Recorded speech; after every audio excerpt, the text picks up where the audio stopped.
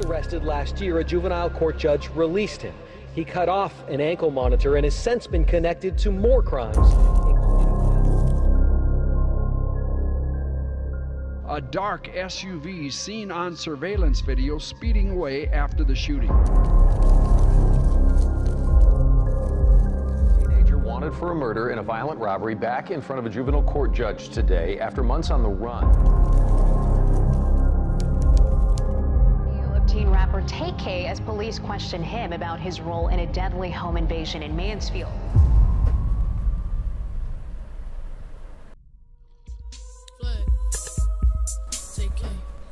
Tamor McIntyre was born June 16, 2000 in California.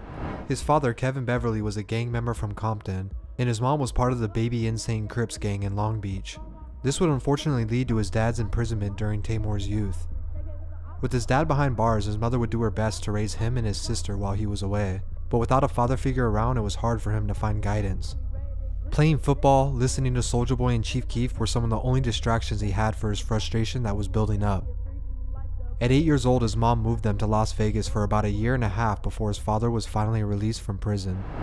In hopes of providing a better life for their family, they moved once again to the east side of Arlington, Texas. By the time Tamor was attending Martin High School, he was already beginning to rap on his free time. He and his friends would form a rap group called the Daytona Boys. The group consisted of Santana Sage, Pimps, and Tamor himself, who would rap under the name Tay K. The group started recording their first songs together throughout 2014. Within just 1 year, they were already doing small live performances around Texas, and Tay K was releasing solo tracks like Biff Zanin. Feeling like the group was on the right track, they continued to push their music as they were getting a small amount of recognition.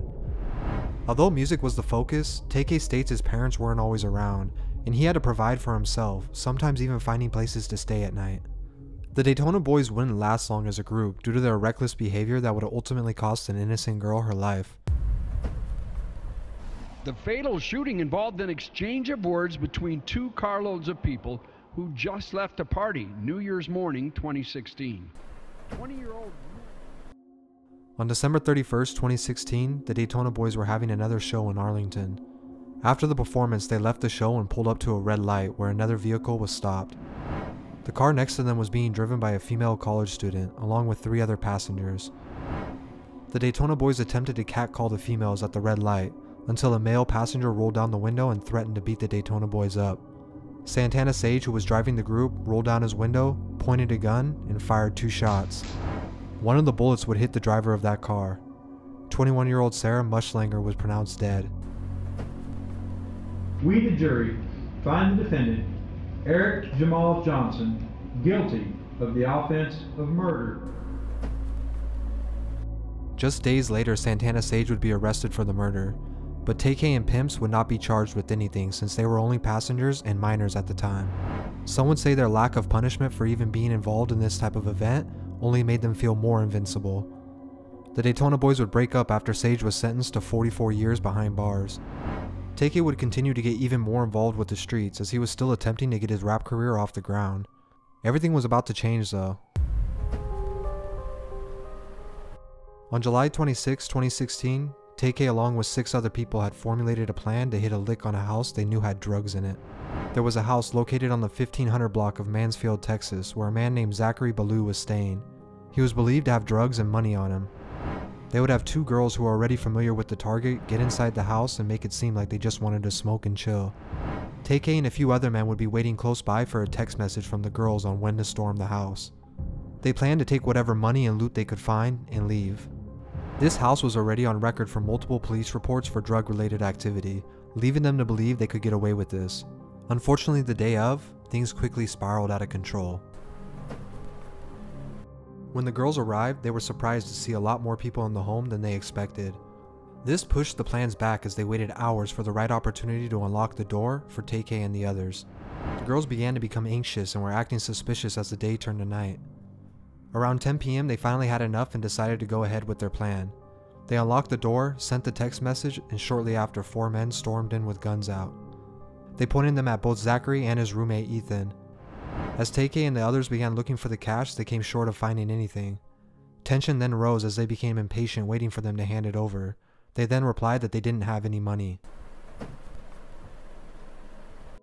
After a few minutes of hesitation, shots rang off, wounding Zachary and killing 21-year-old Ethan Walker. With so many people involved, it didn't take long for the police to charge all 7 with capital murder. He was brought in for questioning in this confession tape, where he admitted to being present but was not the one who shot the gun. Because he was underage, Tay K would be placed on house arrest while he awaited his trial. He continued to release music, but after 8 months on house arrest, he took to the internet to tweet this before cutting his ankle monitor and going on the run. While on the run, his tweet would begin to circulate online, and people began to wonder who this 16-year-old kid was. His first stop was in San Antonio, where he seemed to disregard the fact that he was wanted for murder. While in a Chick-fil-A parking lot, he got into an altercation with the photographer he had planned on setting up. When he resisted and wouldn't give up his camera and equipment, he tried to flee the car. He then hopped on the hood and began smashing the windshield out of frustration. Instead of pulling off, Tay K allegedly got out of the car and shot 23-year-old Mark Anthony, leaving his body in the street. Tay K and his affiliates then ditched the car in a nearby restaurant before picking up a new car where they would head to New Jersey. While in the Elizabeth, New Jersey area, he was staying with friends recording new music. By now, US Marshals were aggressively looking for him. He was wanted for 2 murders as well as an alleged robbery of a 65-year-old man in New Jersey. While in hiding, he recorded new music as well as videos.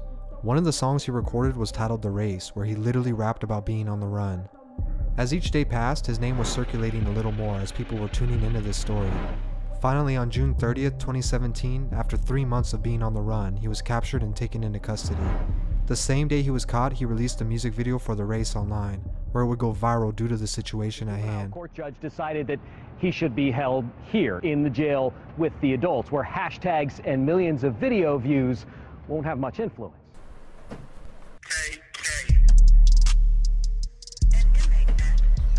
As the media began to circulate this crazy timeline of events, the song continued to go even more viral. He surprisingly even got co-signs from other major artists, who either used the Free Tay K hashtag or remixed the song themselves. Because he wasn't convicted yet, nobody really understood the severity of his crimes. Label executives who were also taking notice of his viral success were beginning to reach out, as his mixtape Santana World was released just a month after his arrest. He ended up signing a deal with the label 88 Classic, which is associated with Sony Records. Some believe this is due to them trying to hide the fact that they were endorsing a man on trial for murder. Although he was now 17, he would be tried as an adult. His lawyer would go public saying he was confident Tay K would walk, due to no evidence of him being the one to pull the trigger in either event. While behind bars, he would get into more trouble for having a cell phone and threatening to kill a guard, simply struggling to leave that mindset behind. Due to the circumstances, he was then moved to a solitary confinement in a maximum security jail. In July of 2019, his trial finally started, where he pleaded not guilty to capital murder, but guilty for robbery. Despite his lawyer's defense, he was found guilty and given over 55 years behind bars. Although to the uninformed it may seem easy to shout Free Tay K without the understanding of what he actually did. His misguided childhood is sad, but should never be used as an excuse for the lives he took part in ending.